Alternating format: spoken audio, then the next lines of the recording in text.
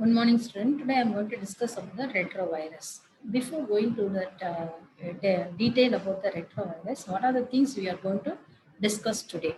That is, you should at the end of the class, you should be able to understand the morphology of the retrovirus and pathogenesis, clinical diagnosis, how to diagnose the condition and how you treat, and finally post-exposure prophylaxis. What are the post-exposure prophylaxis available for this condition? Coming to the retrovirus. So what do you mean by retrovirus? That retrovirus is it has a unique enzyme called the reverse transcriptase. So because of that unique enzyme, it is called a retrovirus. It has two genus. One is lentivirus and another one is delta virus. So in the HIV, human immunodeficiency virus, comes under lentiviruses. And this HTLV comes under delta retroviruses.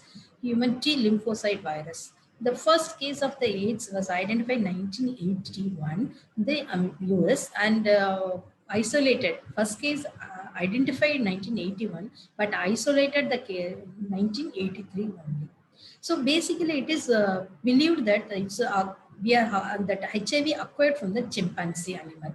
So how we are acquired? Because of the simian immunodeficiency virus, which harbor the chimpanzee. From that, the human acquired the HIV infections. So today we are going to discuss in detail about the retrovirus only. Next, it already I have mentioned, it has a specific unique enzyme called the reverse transcriptase enzyme. What is the function? What is the important? This basically it's a RNA virus. It just converts the RNA directed DNA polymerase. That means so the virus is a RNA, but it transfer to the DNA copies. So it's a important for the conversion of the RNA to DNA. That is the most important function. And coming to the human immunodeficiency virus, it has two type, HIV1 and HIV2, and we will discuss in detail about this. And we have that morphologically it is a spherical shape, and coming to that size, it is a 90 to 90 to 120 90 to 120 nanometer in diameter, and coming to that, it's a nucleic core. It's a RNA genome. It contains single stranded only, but appearance wise, it has two copies. So two copies, people will misunderstand that a double stranded. It's not a double stranded. It's a single stranded, but it has two copies of single stranded RNA genome in the nucleus. So it along with that RNA, it has a reverse transcriptase enzyme, which is necessary for the conversion of RNA to DNA. This is the morphology. You can see here the green color is the transmembrane pellicle, and here you should understand this is the spherical shape. This is the spherical shape, and we have that envelope. I already mentioned envelope. Basically, envelopes derived from the protein part and lipid part. So lipid part actually consists of derived from the host, and the protein part, it has that GP120 and GP41. These are the proteins which are anchored in the envelope. So this green one are transmembrane pellicle, and above that we have the knob-like structure called envelope protein, that is a GP120. So this GP120 helps in the attachment to the host cell with the help of CD4 receptor, which the human has.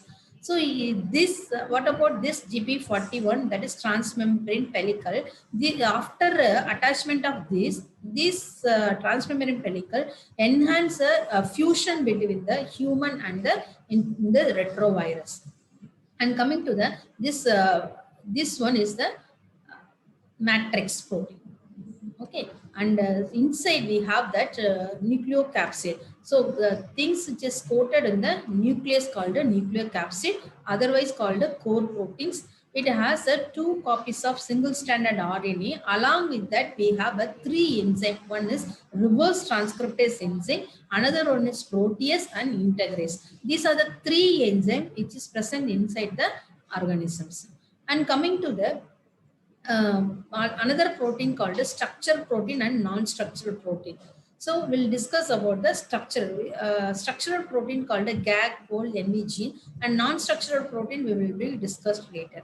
So this GAG gene, that is a structural protein which is coded in the core or the matrix. So that core means already I have mentioned that the RNA surrounding the RNA, that is a core. The shell along with that core, they have one more code called a matrix. So in this the GAG gene are expressed. Basically, it's a precursor protein. It's a P55. These P55 cleaved into P18 and P24 and P15.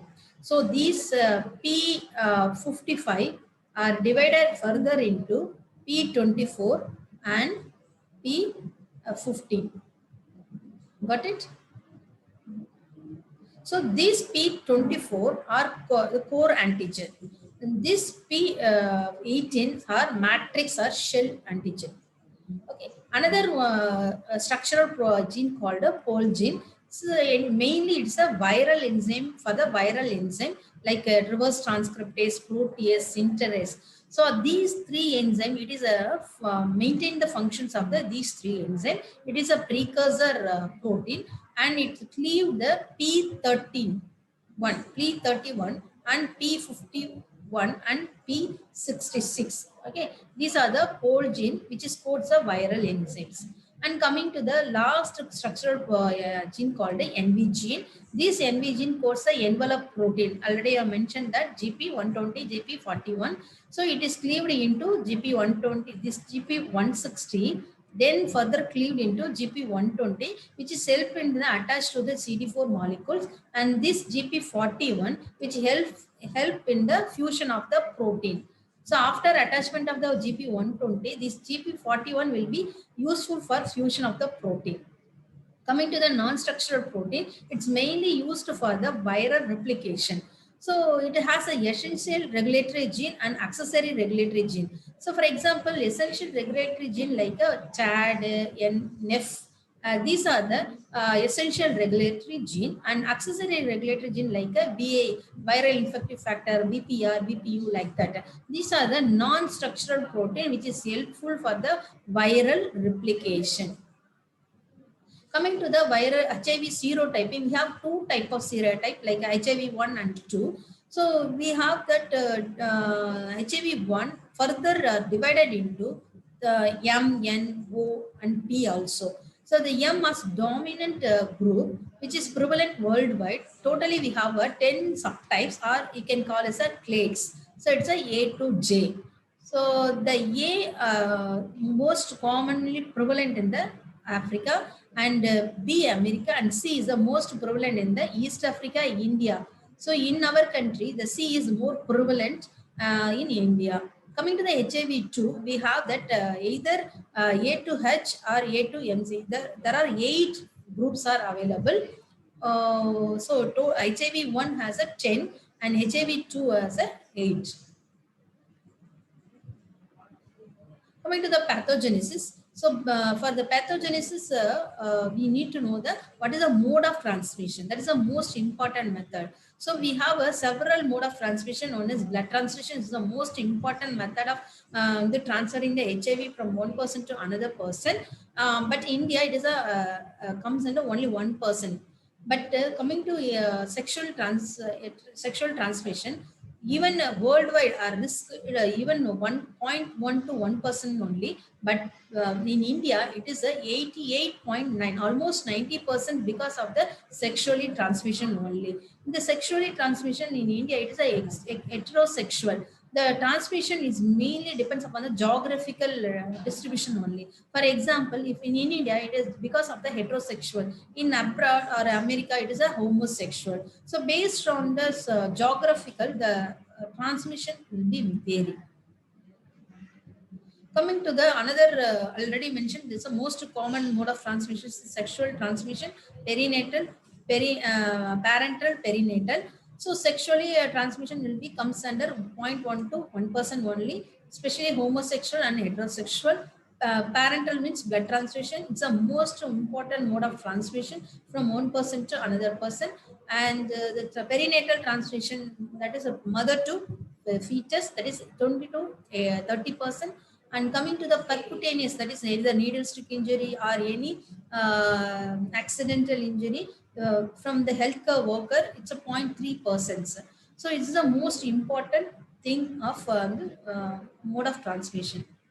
Coming to the how the HIV virus are entering into the body, we need a receptor. So main receptor is there, and second co-receptor is there, and will a little bit about the disease sign receptor. So first, let me discuss about the main receptor. HIV, for entering into the target cell, that is human cell, the HIV should have a GP20, and that should be bind to the CD4 molecule. This CD4 molecule, which is present in the host cell, either macrophage or T cells, are expressed in the things. These CD4 cells mainly expressed in the T helper cells. And second co-receptor called a chemokine receptor, that is called a co-receptor. Once this main receptor attached, along with its co-receptor only, the HIV virus can enter into the body. For example, CXCR4 and CCR5 molecules is the main co-receptor responsible for the attachment into the human cells. This DC sign, especially in the vaginal, we don't have a CD4. Instead of CD4, we have the dendritic cell that will bind, that is GP4, GP120 binds to the dendritic cells as a DC sign receptor that binds and enter inside the body, and further proliferation occurs like a other method.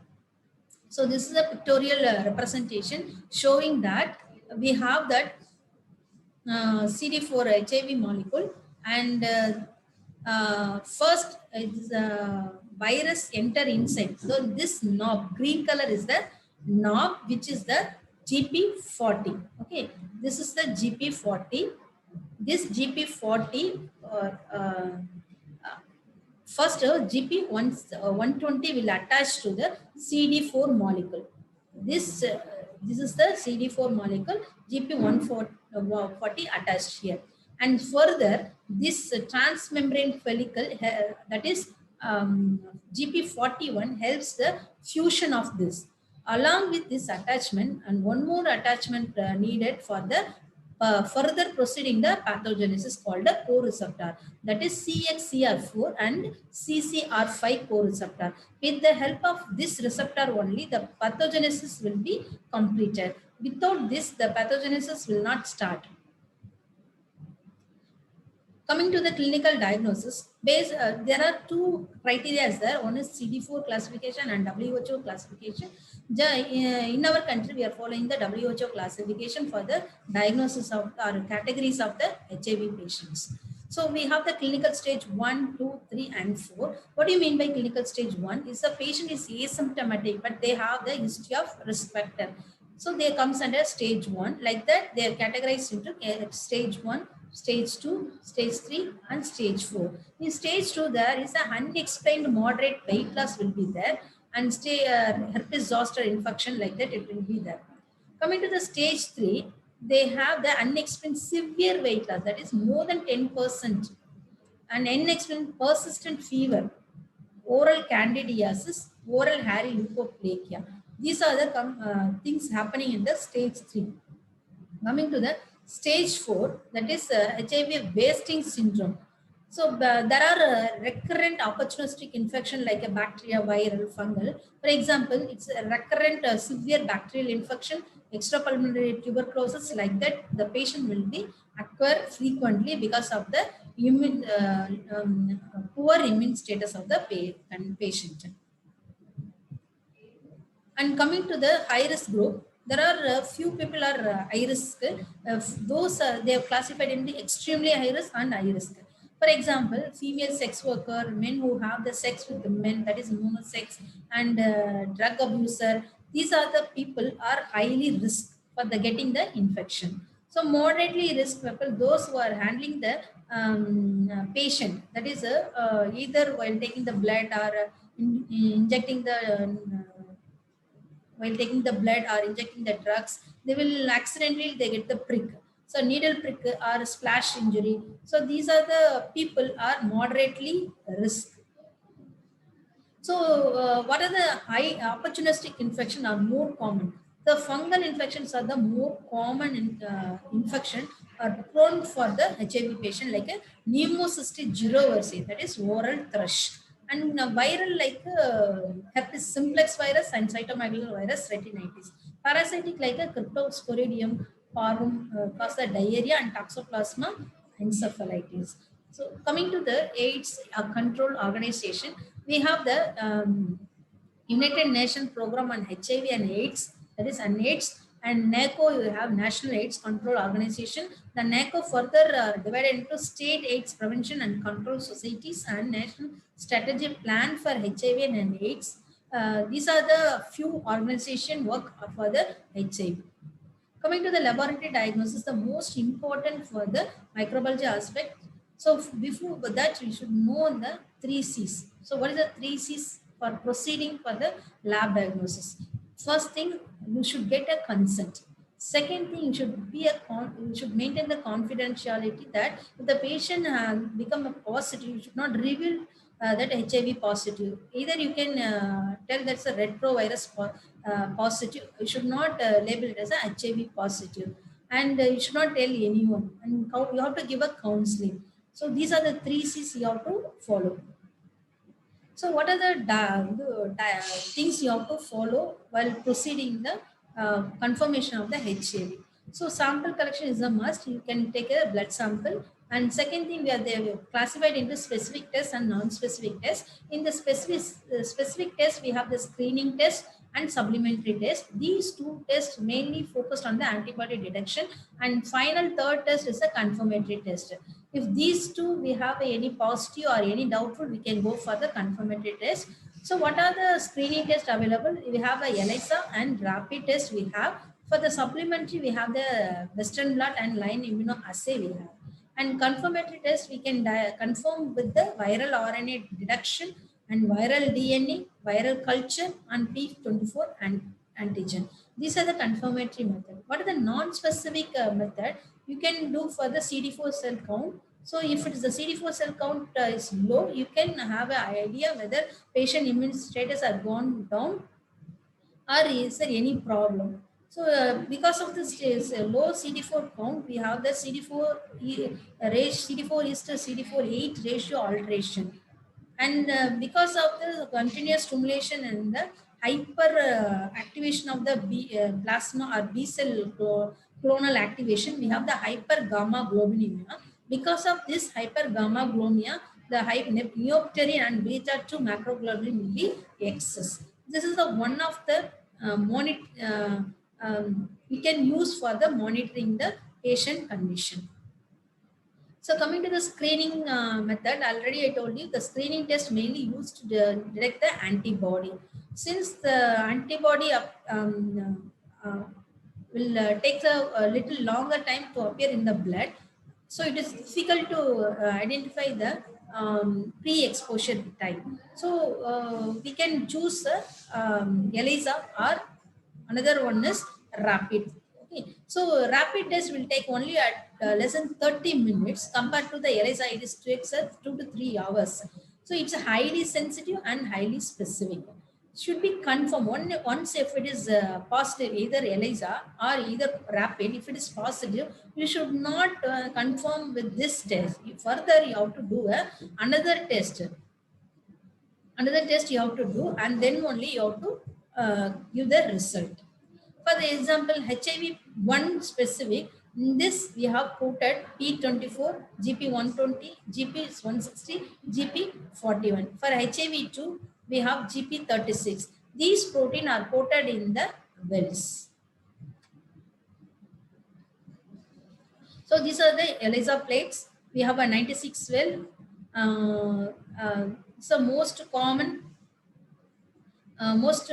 commonly used method to diagnose the HIV status, it is easy to perform and adapt a large number of, because it's a 96 wells is there. At a time you can diagnose a 96 people or 96 sample you can do at a time, and it's a sensitive and specific, and cost also very cost effective only. So we have a first generation, third generation, but at present currently we are using the fourth generation ELISA that detect the HIV antibody and as well as the P24 antigen, so that we cannot miss that window period. So I'll explain the what is window period. So because of that period, we will miss the HIV positive cases. In order to avoid that thing, we are using the fourth generation HIV, fourth generation ELISA.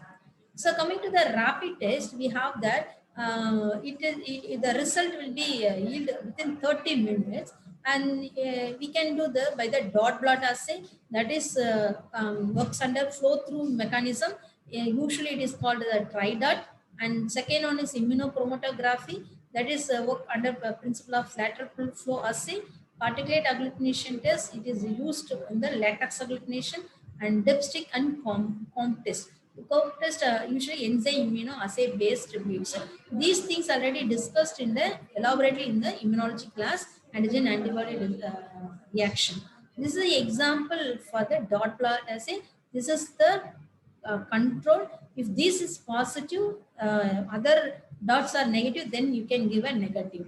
If there is a control dot and another one dot is there, means that is HIV positive. This is called the immunochromatography test. We should check whether a control have any line or not. Then only you can proceed further. Here HIV1 and HIV2 are positive. This is the sample well. You have to inoculate the sample here. After you have to the buffer here. This is a comb test. So these are the different rapid methods available to test HIV. So, and second thing is a supplementary test. Supplementary test is a highly specific and use validation of the positive result which obtained from the screen test. What are the things that came positive in the screening? You should do the supplement test. It is expensive, labor intensive, and need expert to do that and interpret the result. Already mentioned that Western blot and saline immunoassay is one of the supplementary tests. So what is here happening that Western blot? So Western blot is a commonly used method for the diagnosis of the HIV, and also NAC has recommended this Western blot. What is the principle behind this? It's a immunoblot technique.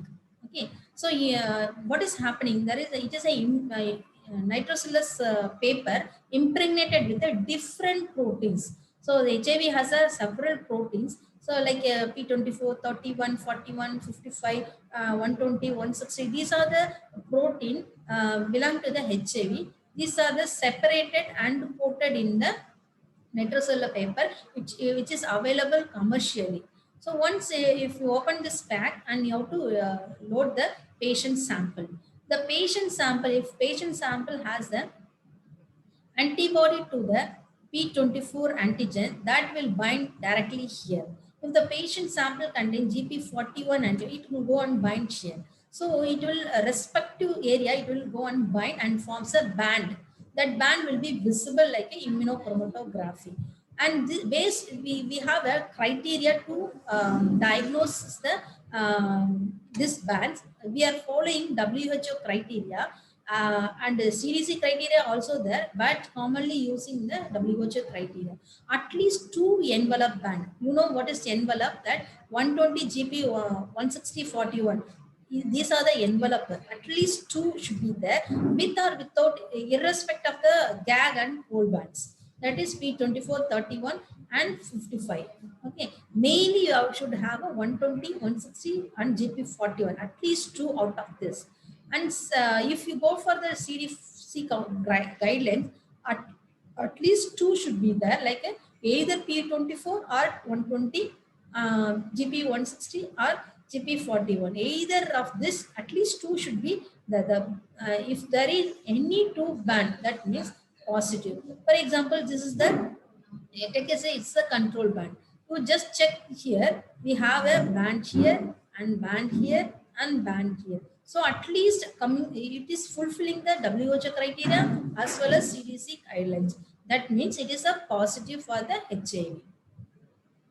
Coming to the P24 antigen detection, it's the most important thing because during the antibody takes the time to appear in the blood. So meanwhile, patient is infective. They can able to transfer from one person to another person. Before that, we have to detect.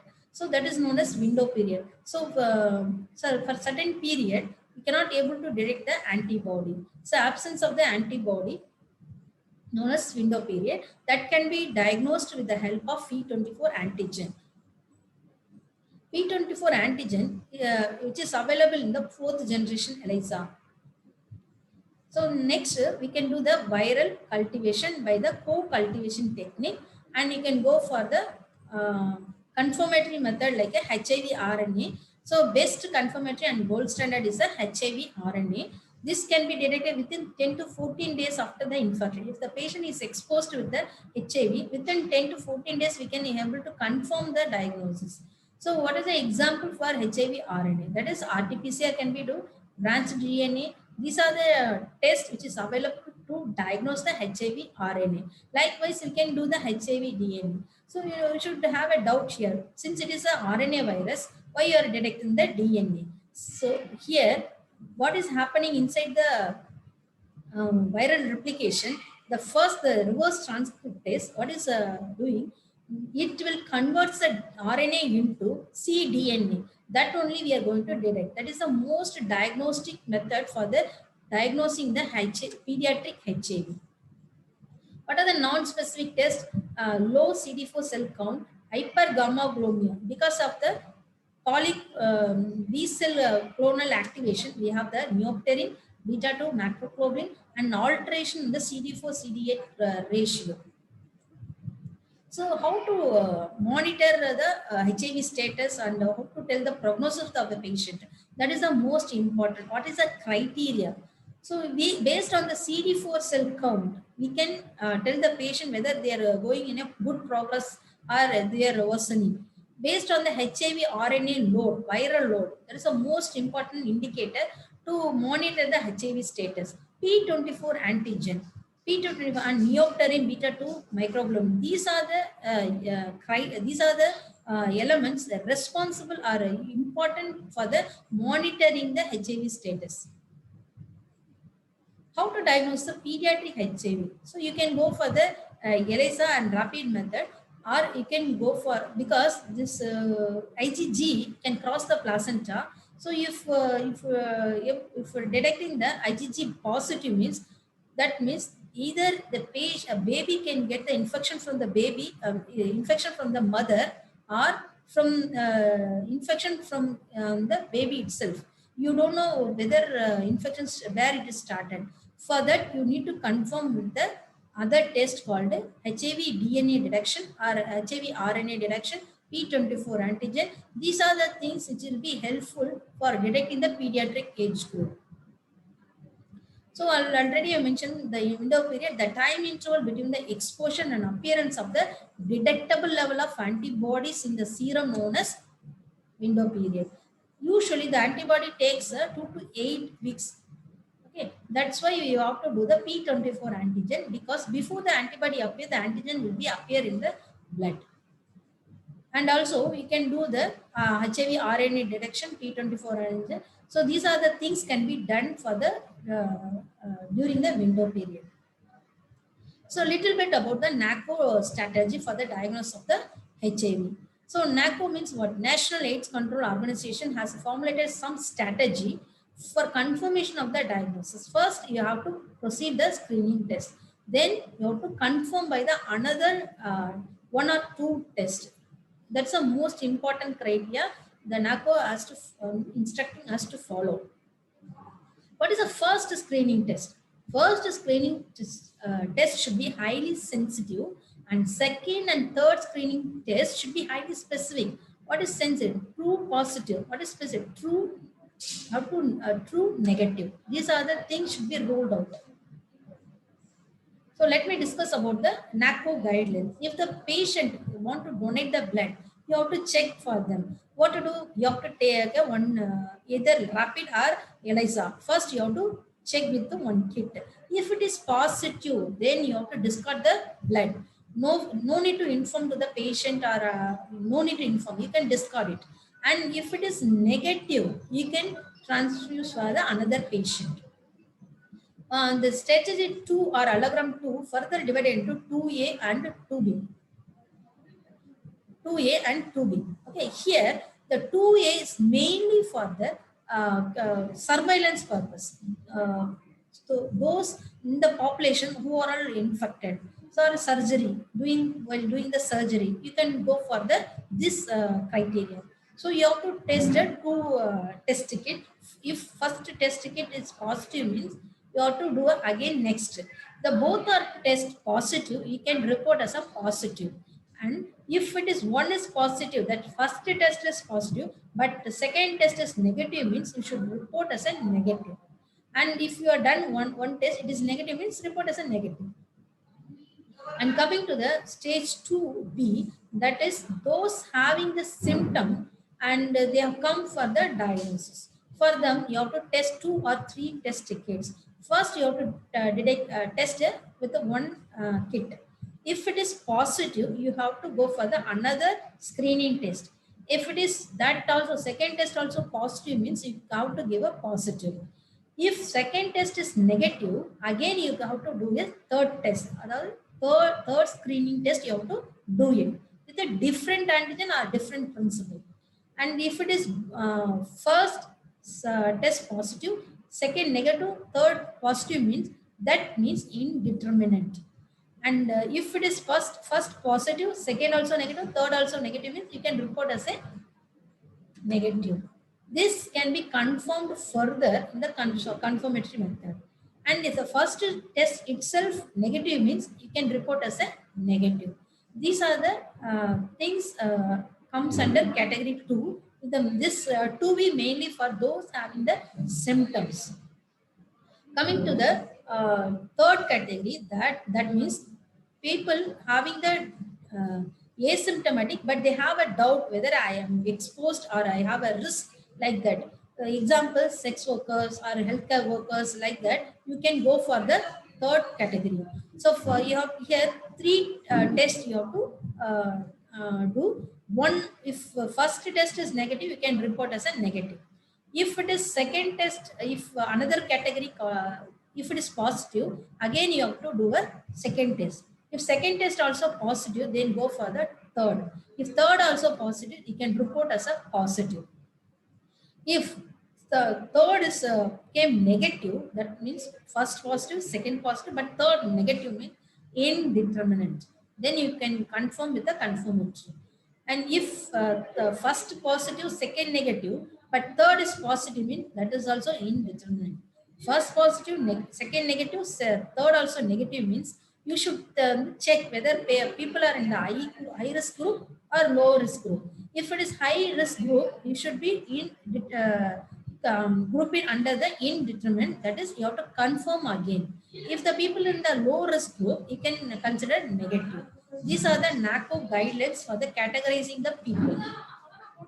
So what is the ART guidelines? For the starting the treatment, the AIDS patient, you need to follow the ART guidelines. So that you have to treat all the patient irrespective of the CD4 cell count, clinical stage, age of the person and population associated with the opportunistic infection. Irrespective of these criteria, you have to start the ART. What is ART? Antiretroviral treatment.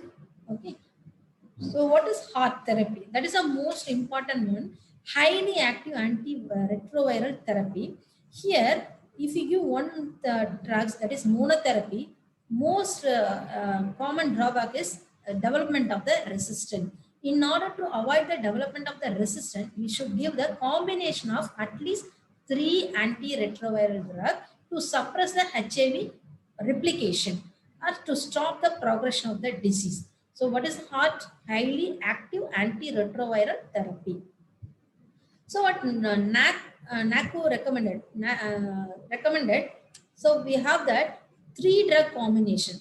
For example, 2 NRTI, NNRT and plus 1 NNRTI. It's a first line regimen you can use. the NACO has recommended this is a first line drugs. You can choose any drug within the NRTA or NNRTA. So like that you can choose. So you finally you have to monitor CD4 cell count or viral load every 3 to 6 months to see the response of the drug to the patient. So these are the list of the drugs which is available. So based on this groups, you can choose. For example, from NRTA, two drugs you can choose. NNRT, either this one or that. Along with this protease inhibitor, you can choose.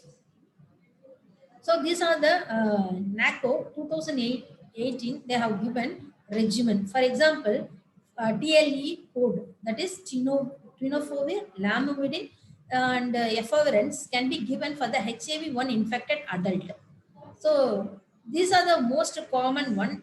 TLLR, that is tenofovir, lamivudine, lopinavir, ritonavir. So these are the things for the HIV-1 and HIV-2 also we can use, as well as those having the those want to take the PPE, that is post exposure prophylaxis for the healthcare worker, and you can use this one for the woman receiving the single dose of Navirapine. So these are the drugs which is available as a combination. You can use the drugs. Coming to the opportunistic infection, so these are for the opportunistic infection, you should start the antimicrobial drugs before the ART. For example, pneumocystic pneumonia, 4-trimoxole you should start. Cryptococcus you should start the fluconazole. For the TB, you should start the isoniazid to prevent the pulmonary tuberculosis. So what is the post-exposure prophylaxis? Post-exposure prophylaxis reduce the risk of transmission after occupational exposure. For example, any needle stick injury or sharp injury, mucocutaneous exposure will happen. You don't know whether the status of the patient, whether positive or negative.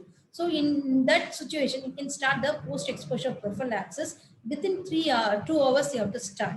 So you have to continue for the 28 days. So what is the regimen for that? Sir, DLLR. It's a most important regimen that tenofovir, lamivudine plus lopinavir and ritonavir. This is the important regimen for the post-exposure prophylaxis. So post-exposure prophylaxis is the most important one that you have to follow. So it should start within 2 hours and you have to complete it for the 28 days. So how to prevent the HIV transmission? So you know how the transmission occurs. It's a sexual contact. So use the condom to prevent the transmission of the virus. So sharing needles can be avoided. Blood, while transferring the blood, you have to check or screen the blood HIV status of the donor. And these are the main method to prevent the HIV transmission. Okay, so to sum up this class, we have discussed about the morphology of the HIV. We have the spherical 90 to 120 nanometer size. It has a special enzyme called reverse transcriptase. With that, we have the integrase and protease enzyme, and we have that GP41 transmembrane pellicle and envelope GP120, and along with that we have a matrix and a core protein. We have structural and non-structural protein called GAG, POL, NB, and these are the structural protein. And we have discussed about how that this is transmitted, like a sexual, perinatal, parental, like that. We have a little bit about, we have discussed the HIV stages. Stage 1, 2, 3, and 4 is there, and we have discussed about the laboratory diagnosis. We have two kind of tests. One is screening test, and in that screening test, specific test and non-specific test. In specific test, we have discussed the screening test, supplementary test, and confirmatory test. In the screening test, we have discussed rapid test and ELISA. In the supplementary test, we have discussed Western blot and 9-probe assay. In confirmatory test, we have discussed viral culture, HIV RNA load, P24 antigen, and supplementary test CD4 cell count and beta-2 microglobulin, And these are the things we have discussed, and a little bit about the treatment part and post-exposure prophylaxis. Post-exposure prophylaxis for the healthcare worker who's because of the needle prick, they have to start the treatment immediately within 2 hours, and they have to continue for the 28 hours. So these are the things we have discussed today. Thank you for the